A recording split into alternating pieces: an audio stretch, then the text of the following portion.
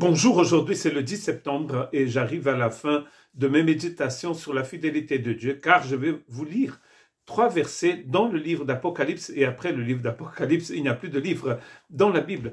Donc je regardais tous les mots, le mot fidèle en grec bien sûr dans le Nouveau Testament et nous arrivons à Apocalypse chapitre 1 verset 5 et de la part de Jésus-Christ, le témoin fidèle, le premier-né des morts et le prince des rois de la terre. À celui qui nous aime et qui nous a délivrés de nos péchés par son sang.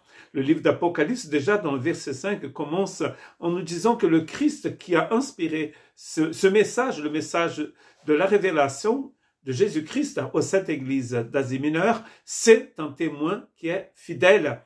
Il est fidèle parce que lui, ce qu'il promet, il le fait. C'est-à-dire que lui ne trompe pas les gens, il n'est pas dans le mensonge, il est dans la fidélité, dans la justice. C'est un témoin qui est fidèle. Et nous avons besoin d'un témoin fidèle tout le temps, n'est-ce pas? On pourrait dire par les temps qui courent, mais les temps ont toujours été comme ça. Le monde a toujours été dans le malin et le monde était toujours en train de passer. C'est déjà écrit dans la parole du Seigneur. Donc nous avons besoin de quelqu'un qui est loyal en fait. Et cette personne s'appelle ici le Christ, le témoin fidèle. En écrivant à l'église de Laodicée, Jésus va reprendre ce texte en disant « Écrit à l'ange de l'église de Laodicée, voici ce qui dit l'Amen, le témoin fidèle et véritable, le commencement de la création de Dieu. » C'est lui qui va parler à cette église. C'est un cas désespéré, n'est-ce pas, l'église de Laodicée, car ils n'étaient pas froids, mais ils n'étaient pas chauds non plus. Donc en fait, ils étaient dans la neutralité qui est une abomination dans le royaume de Dieu. Quand les gens sont froids, au moins ils sont froids, ils rejettent le Christ.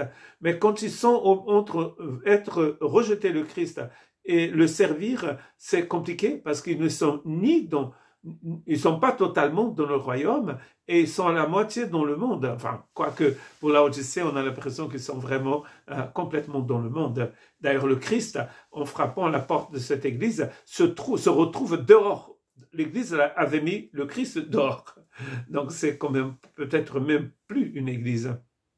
Même à cette église, il y aura une parole de consolation, de repentance. Il est possible que ces gens reviennent. Je suis à la porte, je frappe. Si quelqu'un entend ma voix et ouvre la porte, je vais rentrer et souper avec lui et lui avec moi, dit Jésus à l'église de Laodicée, dans le chapitre 3 d'Apocalypse, verset 19.